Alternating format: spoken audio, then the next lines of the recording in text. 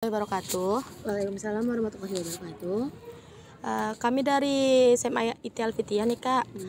Kami ada tugas PKN buat mewawancarai kakaknya tentang Pancasila. Sebelumnya kakak boleh perkenalan diri dulu, nama kakak siapa, kakak dari prodi apa, semester berapa? Perkenalkan, nama saya Nurliana dari prodi Pendidikan Bahasa Inggris semester 3. Saya Alvita Rosmasara dari Fakultas Tarbiyah dan Keguruan dari jurusan Pendidikan Bahasa Inggris. Saya semester 3. Baik, nama kakak Salsabila Putri dari prodi Pendidikan Bahasa Inggris semester 3. Nama kakak Afka Diameca, prodi Ilmu Al-Quran dan Tafsir, Fakultas Usuluddin, semester 1. Perkenalkan, nama saya Alia Ramadhani. Saya sekarang berada di seorang mahasiswa aktif di semester 3 dari jurusan Pendidikan Bahasa Inggris di UIN Suska Riau. Masuk pertanyaan pertama nih Kak. Pancasila itu kan ada 5 dasar. Bantu sebutkan isinya boleh Kak? Boleh. Pancasila yang pertama ketuhanan yang Maha Esa, kemanusiaan yang adil dan beradab, kemanusiaan yang adil dan beradab, persatuan Indonesia, kerakyatan yang dipimpin oleh hikmat, kebijaksanaan dalam permusyawaratan perwakilan, dan yang terakhir keadilan sosial bagi seluruh rakyat Indonesia. Pancasila yang pertama itu ketuhanan yang Maha Esa, yang kedua kemanusiaan yang adil dan beradab, yang ketiga persatuan Indonesia, yang keempat kerakyatan yang dipimpin oleh hikmat kebijaksanaan dalam permusyawaratan perwakilan, dan yang kelima keadilan sosial bagi seluruh rakyat Indonesia. Itu kan ada ketuhanan, kemanusiaan, keadilan, dan kerakyatan dan dan persatuannya. Jadi kan Indonesia tuh beragam isinya, dan Pancasila itu yang beragam. Yang pertama, 1. Ketuhanan yang Maha Esa, 2. Kemanusiaan yang adil dan beradab, 3. Persatuan Indonesia, 4. Kerakyatan yang dipimpin oleh hikmat kebijaksanaan dalam permusyawaratan perwakilan, 5. Keadilan sosial bagi seluruh rakyat Indonesia. Yang pertama ada ketuhanan yang Maha Esa, kemanusiaan yang adil dan beradab, persatuan Indonesia, kerakyatan yang dipimpin oleh hikmat kebijaksanaan dalam permusyawaratan perwakilan, yang kelima keadilan sosial bagi seluruh rakyat Indonesia. Maaf. Yang kedua, menurut kakak fungsi Pancasila sebagai ideologi negara Indonesia itu seperti apa sih Kak? Pancasila menjadi ideologi negara itu seperti Pancasila itu menjadi pedoman bagi seluruh rakyat Indonesia untuk menetapkan nilai-nilai Pancasila dalam kehidupan sehari-hari dan menjadikan Pancasila pedoman di kehidupan.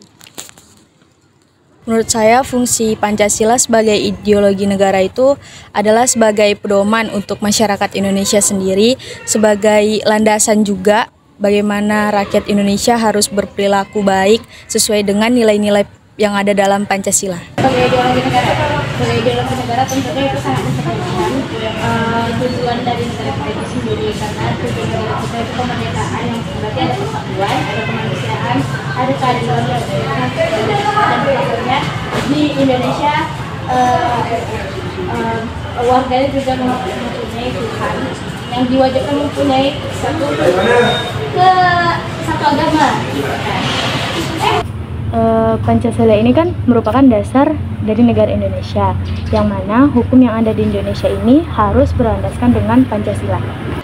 Fungsi Pancasila sebagai ideologi itu adalah sebagai dasar dan landasan kita untuk mengambil seluruh keputusan yang akan ditetapkan. Lanjut ke pertanyaan 3 nih Kak. Seberapa penting sih Pancasila bagi negara Indonesia? Dan jika tidak ada Pancasila, apa dampak yang akan terjadi bagi negara kita ini Kak? Pancasila sangat penting karena menjadi landasan filosofi yang mengarahkan seluruh aspek kehidupan di Indonesia dalam bentuk bidang politik, sosial, budaya. Lanjut. Menurut saya Pancasila itu penting sebagai ideologi. Sebagai yang kita tahu, setiap negara juga pasti memiliki ideologinya masing-masing. Pancasila juga berfungsi sebagai jati diri Indonesia. Dengan nilai-nilai Pancasila yang terkandung di dalamnya itu sangat mencerminkan rakyat-rakyat Indonesia yang dapat merubah Indonesia menjadi lebih baik lagi. Pastinya sangat penting karena Pancasila ini sangat menggambarkan kewujudan sehari-hari Indonesia itu sendiri bagi rakyat itu sendiri. Karena kalau ada persatuan, ada kemanusiaan, satu aja deh, nggak ada ketuhanan aja bisa amburadul. Jadi apa itu tahu nggak ada. Seberapa penting dan jika tidak ada Pancasila di negara ini adalah Pancasila itu sebagai peraturan untuk kegiatan di negara yang ada di Indonesia. Pancasila tentunya sangat penting ya, karena sebagai landasan dan sebagai batasan-batasan mana-mana saja yang boleh kita terapkan, mana-mana saja peraturan-peraturan yang masuk akal sesuai dengan Pancasila itu. Keempat nih Kak, akhir-akhir ini kan banyak asumsi bahwa SDM Indonesia itu rendah kan Kak. Nah, kira-kira kenapa SDM di Indonesia masih rendah menurut Kakak? Salah satu penyebab rendahnya SDM di Indonesia tuh menurut Kakak adalah salah satunya kualitas pendidikan yang kurang merata. Seperti yang kita tahu kan di pelosok sana tuh jaringannya kurang atau bagaimana. Juga kurangnya pengiriman orang-orang ke sana untuk meratakan pendidikan bagi anak-anak yang masih ada di pelosok. Menurut saya, kenapa sumber daya manusia di Indonesia itu rendah? Karena kurangnya pelatihan dari pemerintah, pelatihan seperti pelatihan pekerjaan maupun pelatihan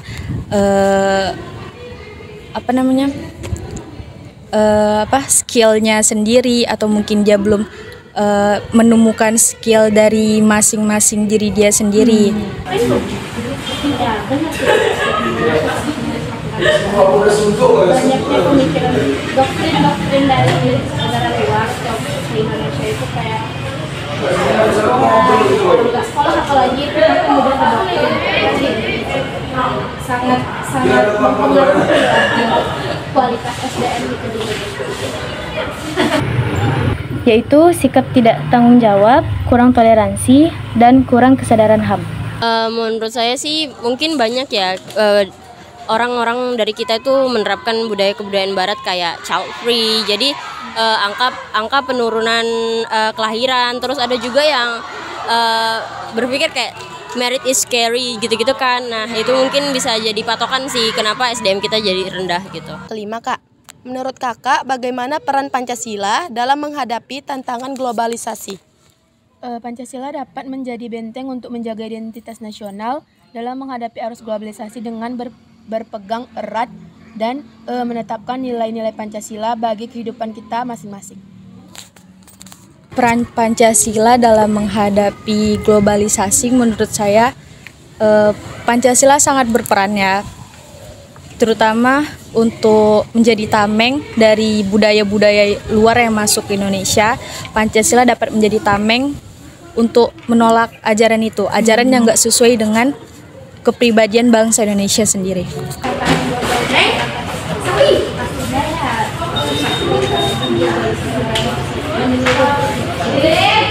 Tampaknya pasti di dunia sekarang ini hanya belajar luar, sosmed,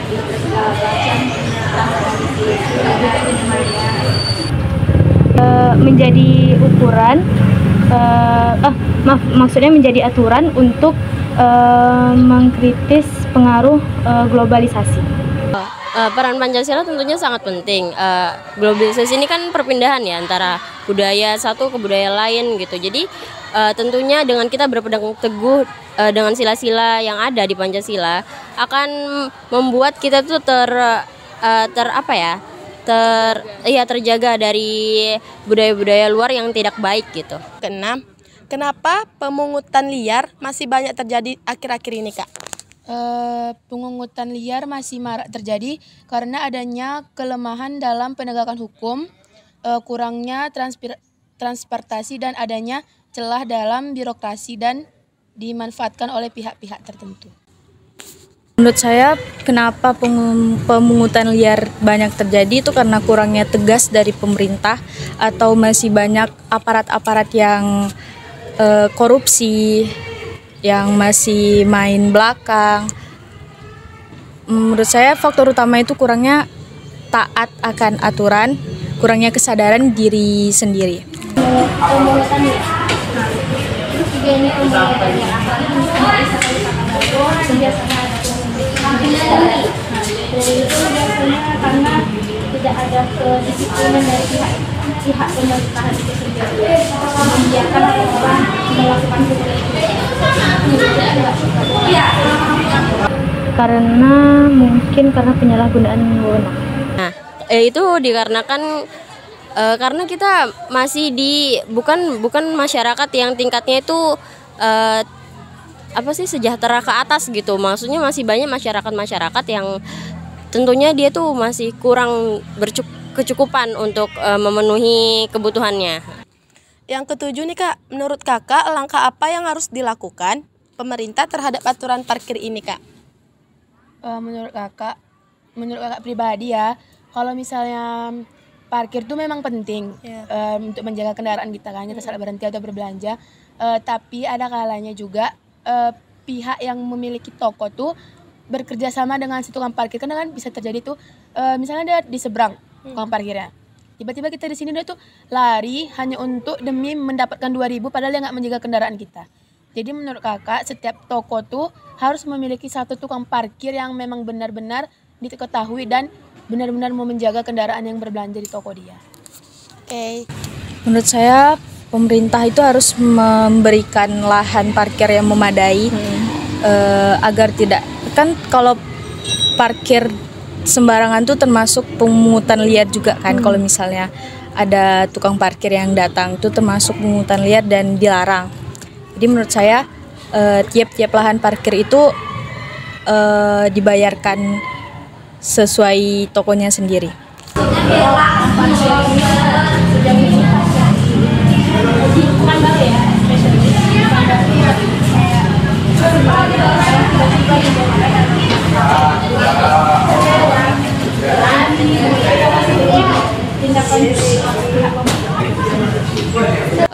Menurut saya sih harusnya ada kebijakan ya, dimana apalagi di Riau nih kan, kita tengok lah kalau di Riau parkir kan di mana-mana parkir, harusnya ada kebijakan yang melarang adanya pemungutan liar dari parkir itu tadi. Kalau misalnya seperti gerai-gerai besar yang sudah bayar pajak, itu seharusnya kita tidak perlu lagi dipunguti parkir itu tadi ya.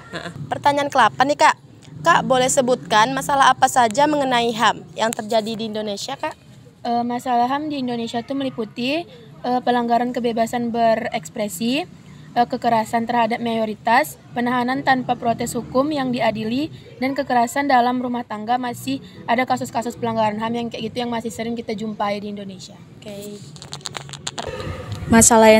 Masalah hak asasi manusia yang terjadi di Indonesia itu diantaranya KDRT, kekerasan dalam rumah tangga, terus kekerasan, bisa jadi kekerasan guru ke murid yang lagi marak-maraknya, atau mungkin pelecehan seksual dari guru ke muridnya. Dah.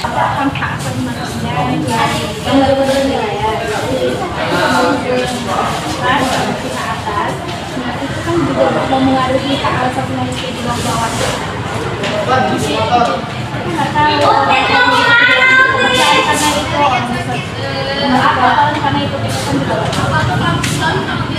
Masalah mengenai HAM tuh misalnya seperti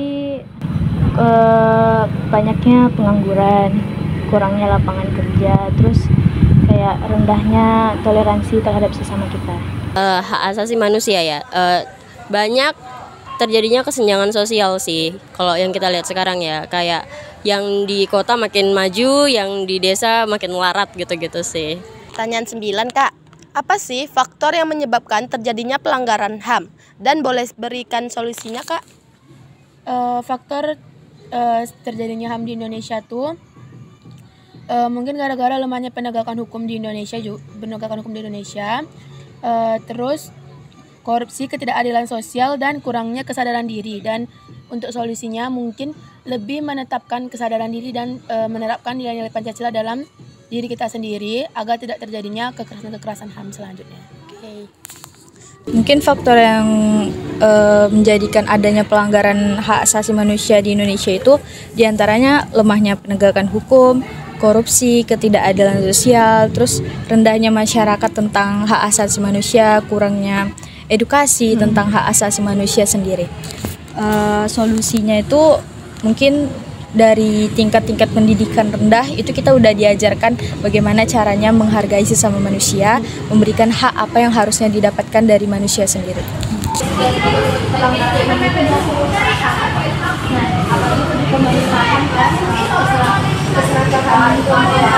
Mempengaruhi semuanya tuh. Bisa dampaknya dapat sembako di pembagian sembako yang harus di masa ini. Solusinya ya bukan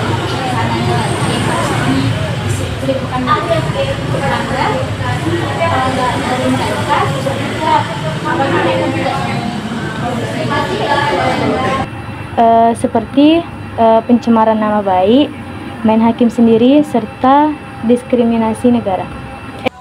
Tentunya tidak ada pemerataan ya, mungkin pemerataan sosial itu kita masih kurang, terus kayak masih belum pas lah gitu, kayak misalnya harusnya ada yang dapat BLT tapi yang melenceng, sasarannya tidak tepat gitu. Jadi menurut saya sih perlu lagi didata, perlu lagi disurvei emang yang benar-benar dipastikan kalau ingin mendapat BLT ya dapat, kalau enggak ya tidak gitu ya maksudnya. Pertanyaan terakhir nih Kak, apa pesan Kakak sebagai pemudi untuk perkembangan Indonesia berikutnya?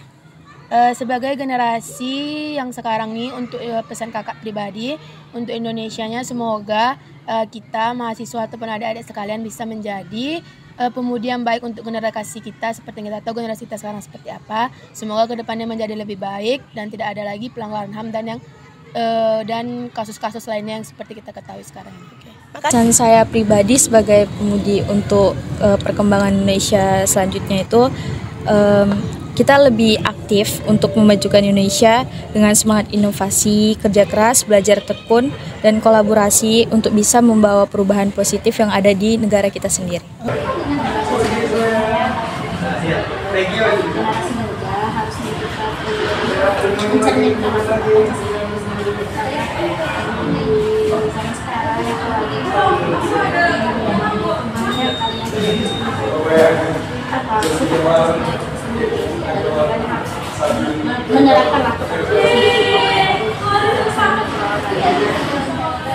Pesannya adalah kita itu mempertahankan identitas negara, maksudnya identitas bangsa, terus ikut berkontribusi untuk memajukan negara Indonesia.